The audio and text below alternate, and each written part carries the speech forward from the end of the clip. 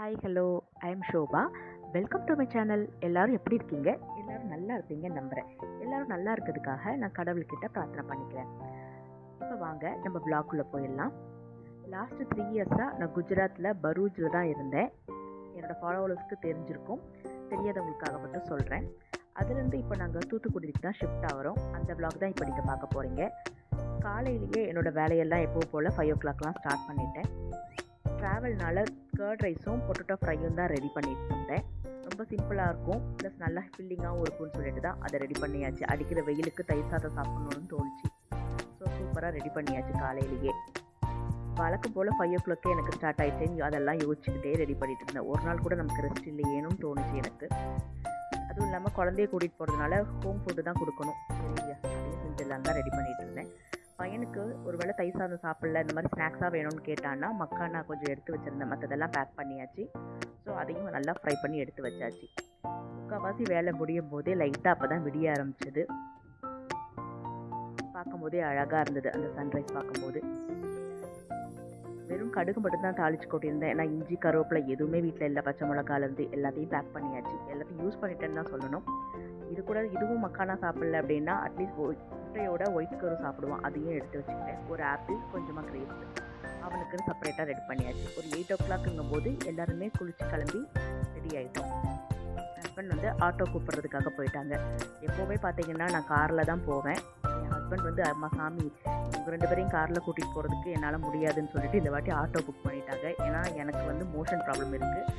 1 hourக்கு மேலே ட்ராவல் பண்ணால் கண்டிப்பாக வாமிட் பண்ணிவிடுவேன். என்னையை பார்த்து என் பையனுக்கும் உடம்பு ஒத்துக்காமல் போயிடும். ஸோ எதுக்கு ரிஸ்க்குன்னு சொல்லிட்டு இந்த வாட்டி ட்ரெயின்லேயே புக் பண்ணிடலான்னு சொல்லிட்டு தேஜஸ் எக்ஸ்பிரஸில் தான் புக் பண்ணியிருந்தோம். பாவம் எல்லா லக்கேஜையும் ஹஸ்பண்ட் தான் தூக்கிட்டு போனாங்க. நாங்கள் 2 பேரும் ஜாலியாக கதை பேசிக்கிட்டே பின்னாடி நடந்து வந்துட்டு இருந்தோம். கரெக்டாக ட்ரெயினும் வந்துருச்சு.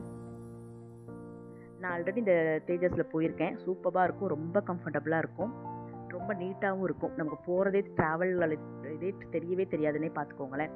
அன்றைக்கி ட்ரெயினும் ரொம்பவே ஃப்ரீயாக தான் இருந்தது. நல்லா ஜாலியாக பேசிகிட்டே போயிட்டு இருந்தோம். நானும் ஹஸ்பண்டும் இந்த ஊருக்கு பரூச்சுக்கு வரும்போது பார்த்திங்கன்னா ஒரே ஒரு சூட்கேஸை மட்டும்தான் எடுத்துகிட்டு வந்திருந்தோம். வந்ததுக்கப்புறமா தான் எல்லாமே 1 by 1 வாங்கினோம். நிறைய அப்ஸ் அண்ட் டவுன்ஸ் பார்த்துட்டோம் அந்த பரூச்சில். நாங்கள் இது பேசிகிட்டே இருக்கும்போது பிரேக்ஃபாஸ்ட்டையும் கொண்டு வந்துட்டாங்க. Poha, juice, curd, omelette, bread சாண்ட்விட்சுன்னு சொல்லிட்டு நிறைய ஐட்டம் இருந்தது. பையன் மட்டும் அவனுக்கு பிடிச்ச ரொட்டி சாக்கோபை மட்டும் இருந்தது. அதை மட்டும் எடுத்து சாப்பிட்டுக்கிட்டான். நாங்கள் எல்லாத்தையும் கொஞ்சம் ஷேர் பண்ணி சாப்பிட்டுக்கிட்டோம். நல்லா வேடிக்கை பார்த்துட்டே வந்தோம். ட்ராவல் பண்ணுற ஒரு இதே தெரியல, களைப்பே தெரியலன்னா பார்த்துக்கோங்க. அந்தளவுக்கு சூப்பராக இருந்தது. யாராவது நீங்கள் அந்த மாதிரி ட்ராவல் பண்ணணும்னு நினச்சிங்கன்னா தேஜஸ் எக்ஸ்பிரஸ் புக் பண்ணிக்கோங்க. சூப்பராக இருக்குது. 1 மணி நேரம் கூட ஆகாது. நீங்கள் பரூச்சிலேருந்து ட்ராவல் பண்ணிடலாம்.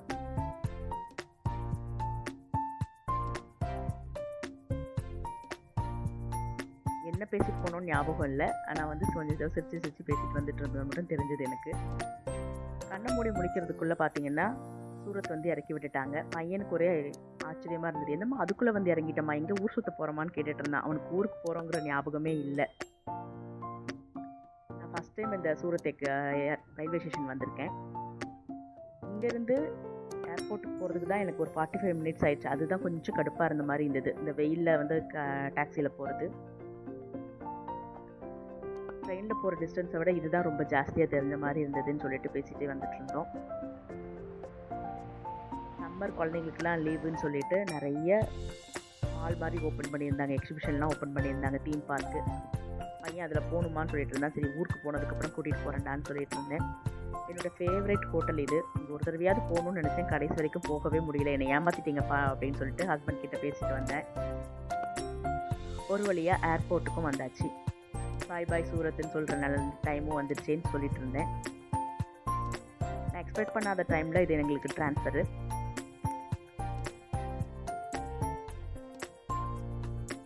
பரூச் ஃப்ரெண்ட்ஸ் பார்த்துட்டிங்கன்னா எனக்கு ஒரு ஹாய் சொல்லுங்கள். நான் எல்லாரையுமே ரொம்பவே மிஸ் பண்ணுறேன்.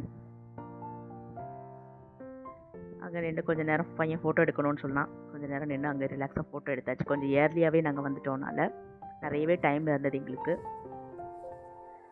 இந்தியன் ஃப்ளாக் பார்த்தோன்னே அவர் ஜனகணமன பாட ஆரம்பிச்சிட்டாரு. எப்போவுமே ரஷ்ஷாக இருக்க ஏர்போர்ட்டு இன்றைக்கி ரொம்பவே ஃப்ரீயாக இருந்தது. என்னமோ நாங்கள் தான் ஃபஸ்ட்டுன்னு சொல்கிறோம் தோணுன மாதிரி இருந்தது. அந்தளவுக்கு காலியாக இருந்ததுன்னா பார்த்துக்கோங்களேன். ஆனால் எப்போவுமே இந்த ஏர்போர்ட் வரும்போது ஒரே கவலையாக தான் இருக்கும். அழுக, பையன் வாமிட் பண்ணுவான், நான் வாமிட் பண்ணுவேன், அந்த மாதிரி தான் ஒரே டென்ஷனாக இருக்கும். இந்த வாட்டி தான் ரொம்ப ஜாலியாக வந்தோம். பேக்கேஜ் எல்லாம் கொடுத்துட்டு வந்துட்டு உள்ளே வந்து உட்காந்தாச்சு. எனக்கு ஒரு காஃபி குடிக்கணும் போல் இருந்தது. ஆப்போசிட்டில் ஒரு ரெஸ்டாரண்ட் இருந்தது, அதில் போய் நல்லா ஜாலியாக காஃபியும் குடிச்சாச்சு. பையன் ஜாலியாக அங்கே விளாண்டுட்டு இருந்தான். அவனுக்கு கரெக்டாக ஒரு குட்டி பசங்கள்லாம் கிடச்சிருவாங்க. விளையாண்டுட்டு இருக்கும் போதே கூப்பிட்டாங்க போர்டிங்க்கு. கிளம்பியாச்சு. ஃப்ளைட்டில் கூட நிறைய சீட் காலியாக தான் இருந்தது. என்னன்னு தெரியல, சம்மர் டைம் தான் இருந்தாலும் நிறைய சீட் காலி தான். பைலட் வந்து கேபின் குரூட்ட கொஞ்சம் நேரம் ஏதோ பேசிகிட்டு இருந்தார். சரி வண்டியை கிளப்புங்கடா அப்படிங்கிற மாதிரி இருந்தது. அந்த அளவுக்கு உட்கார வச்சுட்டாங்க. பயங்கர ஹீட்டாக இருந்தது. குட்டியான ஒரு ஃப்ளைட் வேறு இருந்தது. அதை தான் பையனுக்கிட்ட காட்டிக்கிட்டு இருந்தேன். ஒரு வழியாக கிளம்பிடுச்சு ஃப்ளைட்டு. பாய் பாய் சூரத் பரூஜ்னு சொல்லிட்டு ஒரே ஃபீலிங்ஸ் தான். எந்த ஊராக இருந்தாலும் நம்ம அந்த ஊரை விட்டு போகும்போது நமக்கு சொந்த ஊர் மாதிரி எனக்கெல்லாம் அப்படி தான் இருந்தது. உங்களுக்கு அந்த மாதிரி இருந்திருக்கான்னு சொல்லுங்கள்.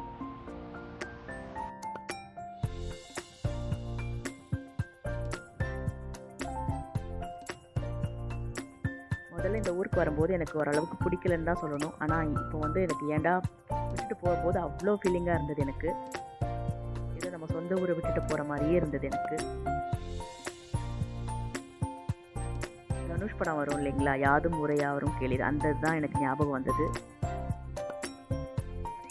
எவ்வளவோ அப் அண்ட் டவுன் பார்த்தாச்சு அந்த ஊரில். நாங்கள்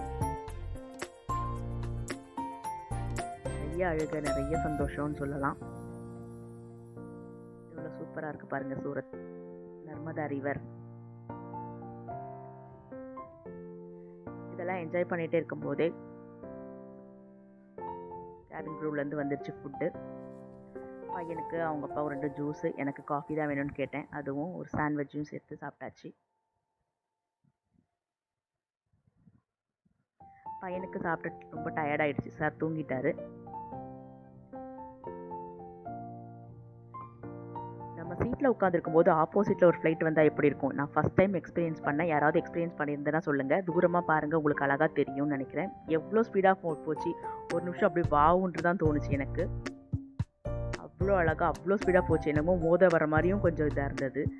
கொஞ்ச நேரம் நானும் தூங்கிட்டு இருந்தேன். திடீர்னு முழிச்சு பார்த்தா நம்மளோட சிங்கார சென்னை வந்துருச்சு. இதை விட வேறு என்ன சந்தோஷம் வேணும்? இதை பார்த்த உடனே அவ்வளோ ஜாலியாகிடுச்சு. நம்ம ஊருக்கு வந்துட்டோண்டா அப்படிங்கிற மாதிரி. ஒரு சூப்பரான ஒரு ஜர்க்கு வேறு. ஒரு நிமிஷம் ஒரு திகிலாக தான் இருந்தது அந்த டைமில். எனக்கு அப்படி தான் இருந்தது லேண்டிங்கு. பையன் என்னம்மா இப்படி லேண்ட் ஆகுதுன்னு சொல்லிட்டு இருந்தான். இது வரைக்கும் ஸ்மூத் லேண்டிங் தான் பார்த்தான். அவன் இந்த தடவை தான் ஃபஸ்ட் டைம் ஒரு மாதிரி ஹார்டாக ஃபீல் ஆச்சு அவங்களுக்கு. வெளியில் வந்ததுக்கப்புறம் பஸ்ஸும் கரெக்டாக வெளியில் நின்றுது. ஏறியாச்சு.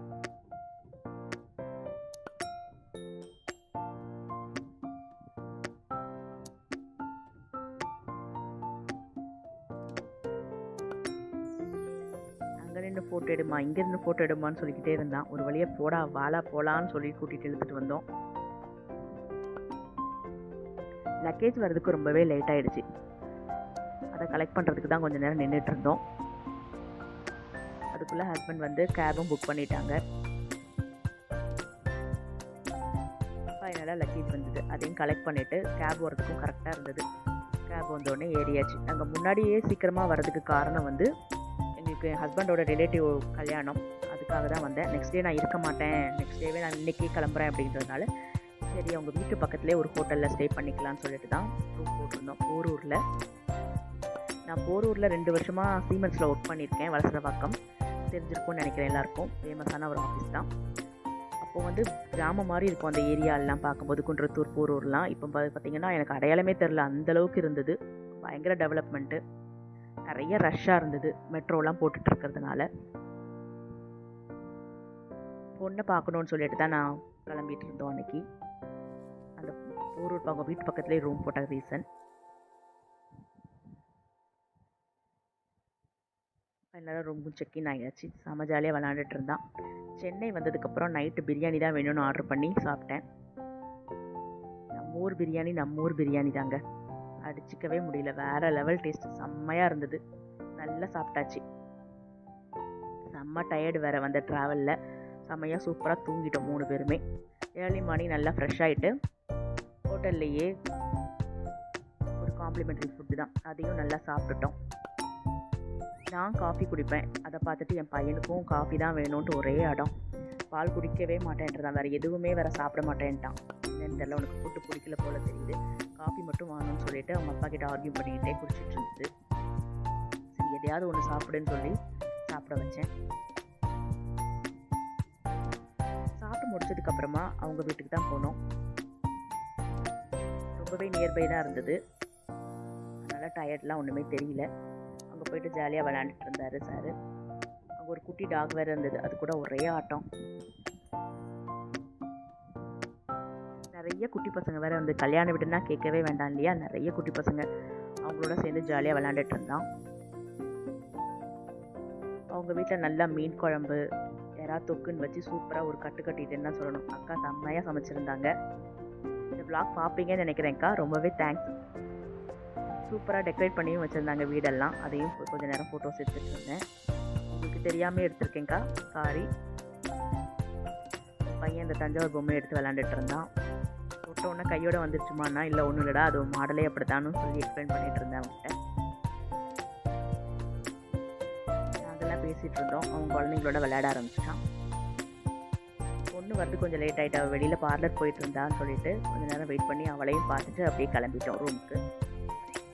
ரூமுக்கு வந்ததுக்கப்புறமா நானும் என் பையனும் தான் திருநெல்வேலி கிளம்புனோம். ஹஸ்பண்ட் வந்து வெட்டிங் அட்டன் பண்ணிட்டு திருப்பி சூரத் தான் பரூச் தான் போகிற மாதிரி இருந்தது.